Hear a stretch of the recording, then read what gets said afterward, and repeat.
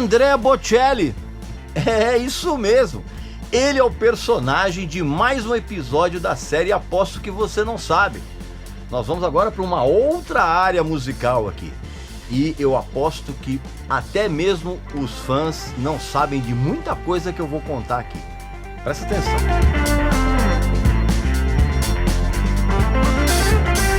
Fala batera, eu sou Ivan Buzik, baterista do Dr. Sin. Que batera você é? Nunca fez aula? Tá começando absolutamente do zero? Tá à procura de um método sério, comprovado? Você é um batera avançado? Gostaria de inserir no seu estilo ideias novas, levadas diferentes, técnicas que vão te levar para o próximo nível?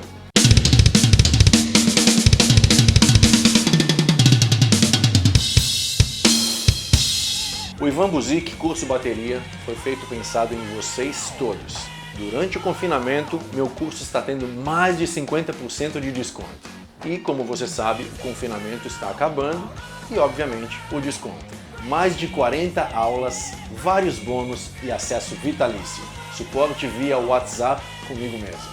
Só não vou conseguir segurar esse desconto de quarentena por muito tempo mais. Então não desperdice essa oportunidade única.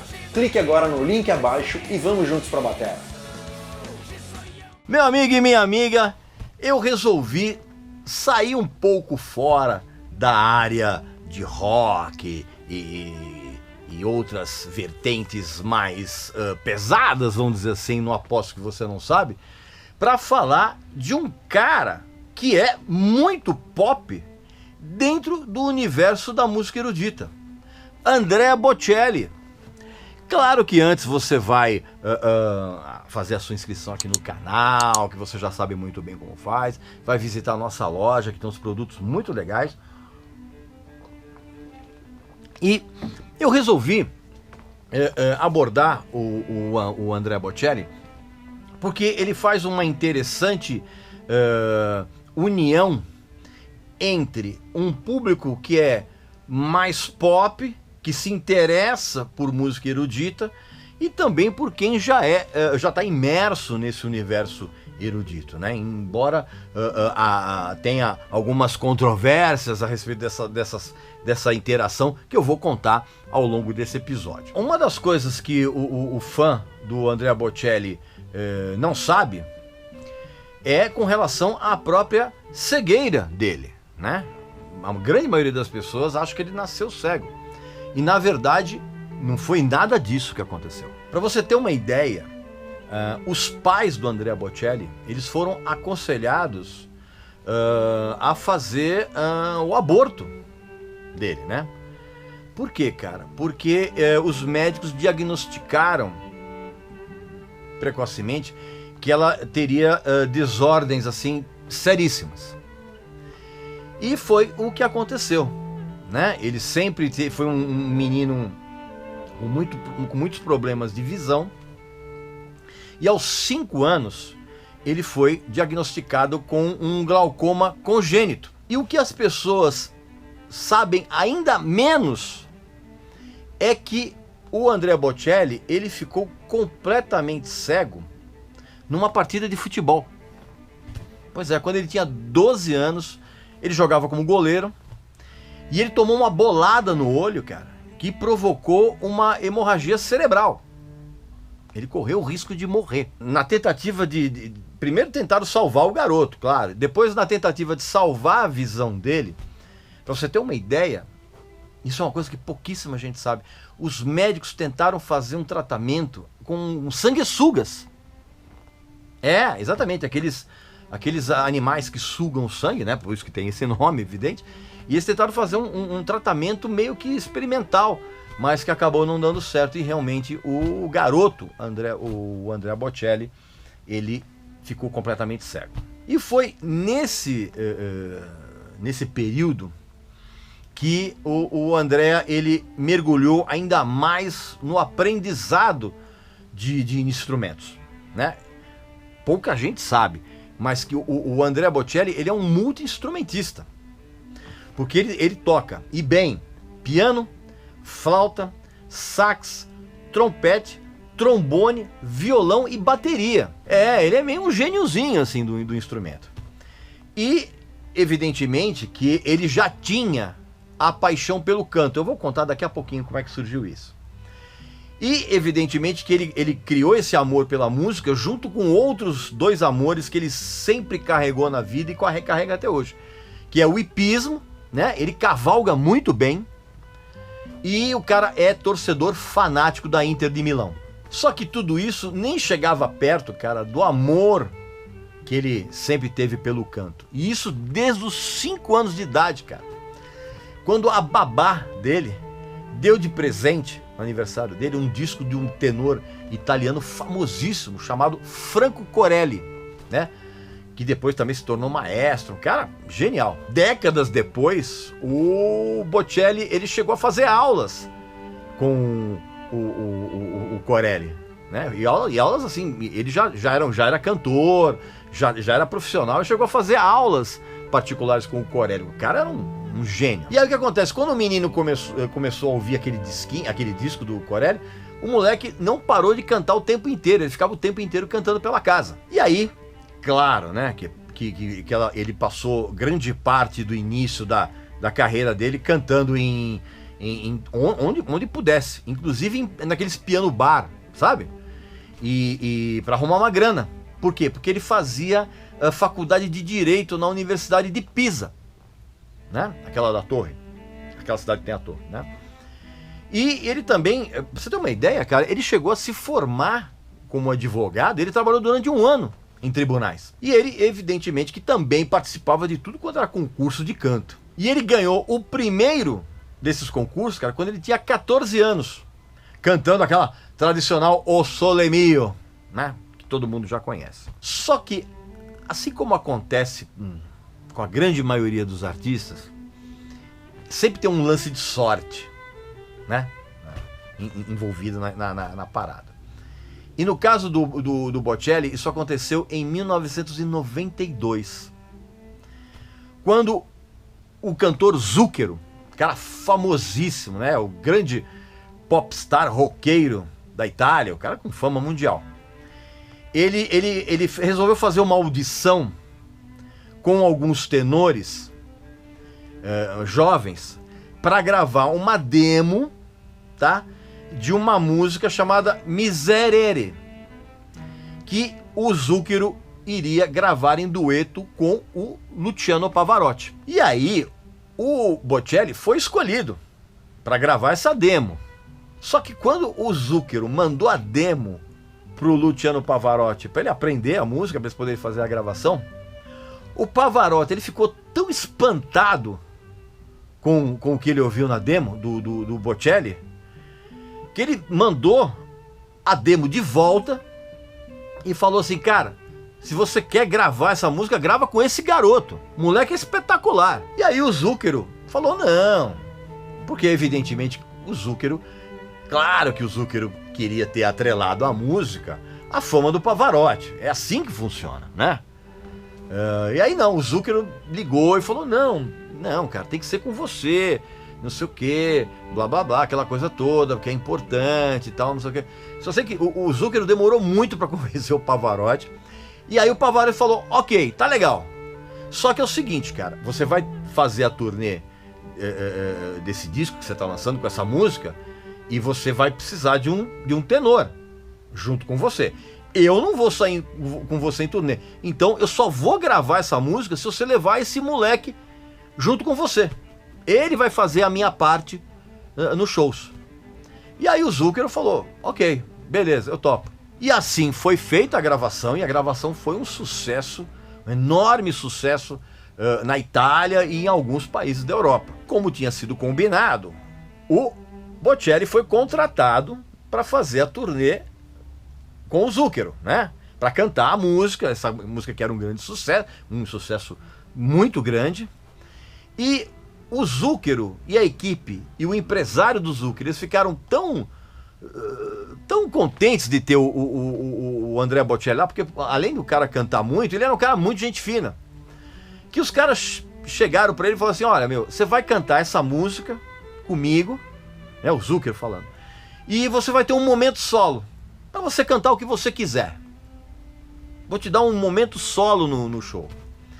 E assim aconteceu. Então, durante toda a turnê, o Bocelli subia ao palco para cantar a música, o grande sucesso lá com o Zucchero, e ele tinha um momento em que ele cantava sozinho aquele grande tema da ópera Turandot, do Giacomo Puccini, que era a Nessun Dorma. E aí, cara, era um sucesso absoluto, as plateias ficavam absolutamente encantadas de ver aquele cara com aquela voz cantando de uma maneira que você sabe muito bem como é. E aí aconteceu um outro lance de sorte. Numa festa de aniversário do Zucchero, ele falou: ô Bocelli, vai lá e canta as 2 músicas lá. Então nessa festa de aniversário, o Bocelli cantou a Miserere e cantou a Nessun Dorma. E nessa festa estava a dona do selo Sugar Music, chamada Caterina Caselli. E ela ficou tão embasbacada de ver o Bocelli cantando na frente dela, cara, que ela chamou o cara no dia seguinte e contratou o Bocelli para a gravadora dela, e ainda colocou o cara para se inscrever no Festival de Sanremo, numa categoria chamada Novas Propostas, vamos dizer assim, que é o equivalente aos Jovens Talentos, né? O Bocelli foi inscrito nessa, não era a categoria principal do Festival o Festival de Sanremo era muito tradicional, não foi na categoria principal, foi na categoria Novas Propostas. O Andrea Bocelli, ele ganhou essa etapa da edição de 1994. Ele ganhou essa etapa do festival, justamente apresentando a canção, a Miserere, que ele tinha feito na demo pro Zucchero. E aí ele começou a chamar a atenção de muita gente importante dentro do meio erudito, tanto que inclusive, cara, ele fez a estreia dele erudita como cantor solo, junto com uma orquestra, cara, num teatro famosíssimo na Itália, chamado Romolo Valli. Pra você ter uma ideia, o teatro é uma coisa tão deslumbrante que ali ele foi construído em 1741.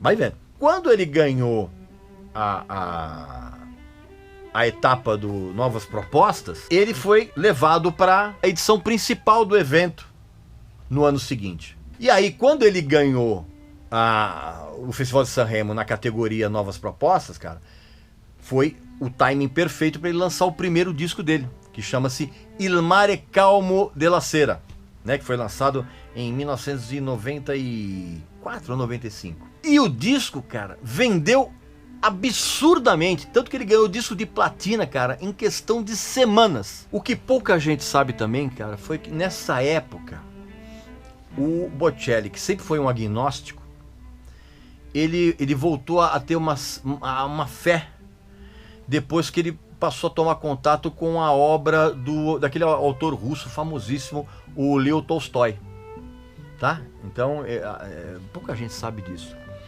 e isso é uma coisa que acabou se refletindo em todo o trabalho dele que veio depois. Quando ele foi convidado para participar da edição do Festival de Sanremo do ano seguinte, na categoria principal, ele pegou em 4º lugar com uma música chamada Conte Partirò. E essa música acabou sendo o grande sucesso do segundo álbum dele, que recebeu o título de Bocelli, de 1995.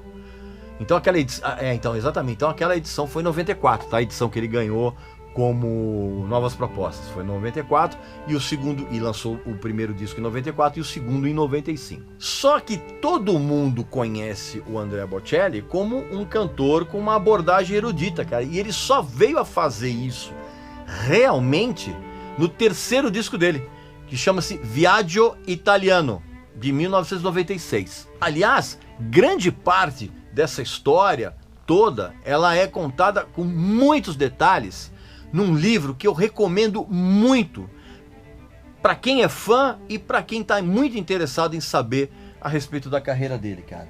Que é esse livro aqui, chamado A Música do Silêncio, tá? Escrito pelo próprio Andrea Bocelli. Só que tem um detalhe, cara. Isso aqui, ele é um romance autobiográfico. Pois é, ele é escrito com um alter ego chamado Amos, tá? Que tem a ver com o nome do filho dele, tá? Então é um romance autobiográfico muito legal, muito interessante, que fala da vida do Bocelli, mas ele se coloca aqui dentro com esse alter ego, cara. E tem uns detalhes muito interessantes a respeito não só dessa participação dele no Festival de San Remo, como tudo que levou ele para a música erudita e todo o sucesso que ele teve depois, cara. É um livro muito legal, muito interessante, e você sabe muito bem que o nosso amigo aqui, o nosso sócio aqui do nosso canal do Regis aqui no YouTube, tem sempre um privilégio, vamos dizer assim. Se você clicar aqui no link abaixo e você colocar o seu preencher o cupom com o Regis Tadeu Indica, aquela coisa toda que você já sabe muito bem, ou se você preferir com o QR Code que você vê aqui na tela, você vai poder adquirir esse livro aqui com 20% de desconto, tá? Então, não esquece, clica aqui no link, preencha o cupom, não esquece de preencher o cupom, tá? Com Regis Tadeu Indica, tudo junto, e você vai ter 20% de desconto. Não esquece, hein? Tá bom? Vale a pena porque é um livro muito legal. E aí o sucesso do Bocelli começou a aumentar cada vez mais. Só que o grande pulo na carreira que levou a música do Bocelli para outros mercados aconteceu quando a soprano inglesa Sarah Brightman resolveu entrar em contato com ele depois que ela estava num restaurante e ela ouviu como música de fundo uma música do Bocelli. E ela ficou assim, tão impressionada, ela estava, inclusive a música era aquela Conte Partirò. Ela ouviu e ela falou, cara, que coisa espetacular isso, quem é esse cara? E aí passaram todas as informações, ela ficou tão, vamos dizer assim, deslumbrada com o que ela tinha ouvido, que ela falou, meu, quero gravar com esse cara. Então ela entrou em contato com ele para eles regravarem essa música, mudaram o título para Time to Say Goodbye e usaram a famosíssima Orquestra Sinfônica de Londres. Essa música fez um sucesso absurdo, assim, muito além das fronteiras italianas e da Europa, inclusive. A gravação vendeu horrores e aí o Bocelli começou a gravar duetos em mercados fonográficos mais atraentes para a música italiana, aproveitando esse sucesso da música, desse dueto com a Sarah Brightman.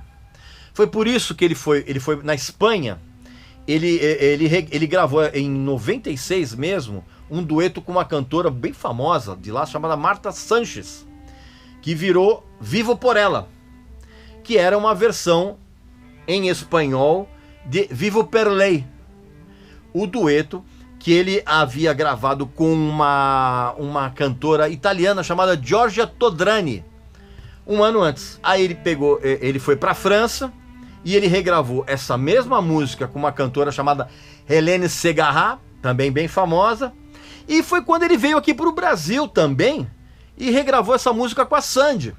Lembra? Pois é, então. Tudo isso fez parte de uma estratégia de marketing.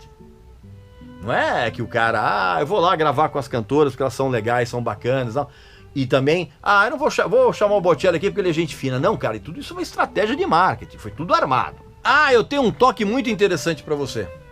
Se você clicar no outro link aqui embaixo, eu vou enviar para você por e-mail uma playlist com os melhores sons, as melhores canções do Andrea Bocelli.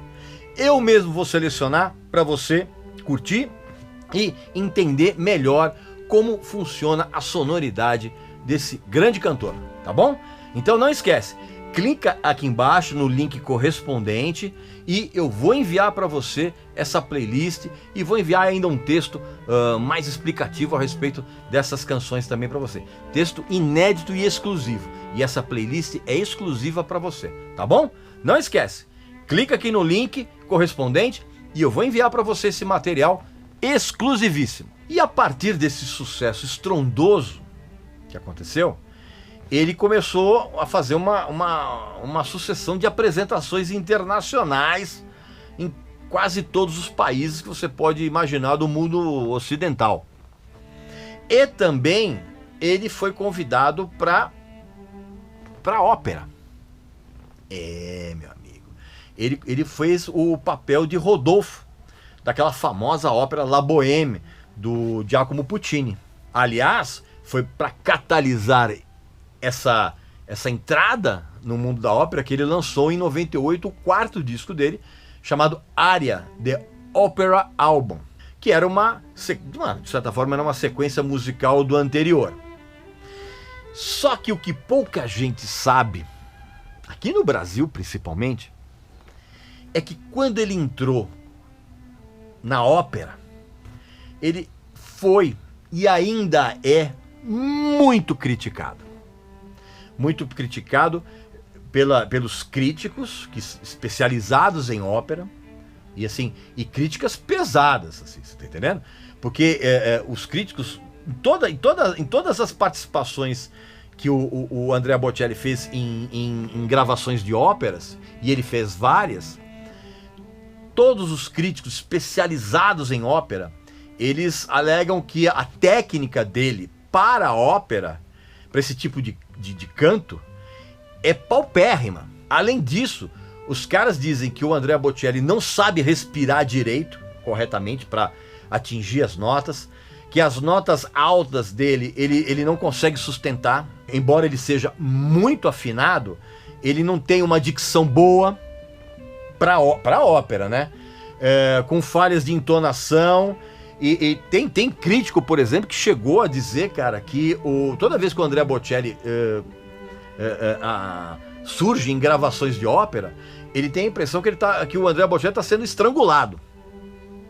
Olha que coisa pesada. E esse tipo de crítica, cara, aconteceu em todos os discos em que o Andrea Bocelli participou em gravações de óperas famosas, como a própria La Bohème, que ele gravou em 2000 com a Orquestra Filarmônica de Israel, comandada pelo grande Zubin Mehta. No Il Trovatore, de 2004, Il Trovatore, uma ópera famosíssima do Giuseppe Verdi. Ele participa de uma gravação daquela ópera do Jorge Bizet, a Carmen, uma gravação de 2008. E, mais recentemente, ele fez ele está na gravação de uma ópera, de uma versão da ópera Aida, do Verdi, lançado em 2016. Então, assim, embora ele tenha um sucesso monstruoso dentro de um mercado, vamos dizer assim, mais popular, os críticos de ópera dizem que ele é muito fraco. Mas isso, evidentemente, não impediu do Andrea Bocelli de ampliar o seu mercado de atuação, e ele conseguiu até, cara, entrar no fechadíssimo mercado americano. Isso aconteceu graças a um concerto que ele fez em Washington. E no dia seguinte, cara, o Bill Clinton, que era o presidente dos Estados Unidos na época, chamou o cara na Casa Branca, fez toda uma cerimônia, tudo armado, né? Tudo armado pela gravadora, com ele e tal, não sei o quê. E isso deu uma visibilidade ao Andrea Bocelli, cara, melhor publicidade, assim, impossível. E ainda mais, cara, dentro de um concorrido mercado, que o americano é o mercado mais desejado em termos de vendas, em termos de marketing, e até porque, cara, o mercado erudito, de consumo de música erudita dentro dos Estados Unidos, ele é muito tradicional, cara.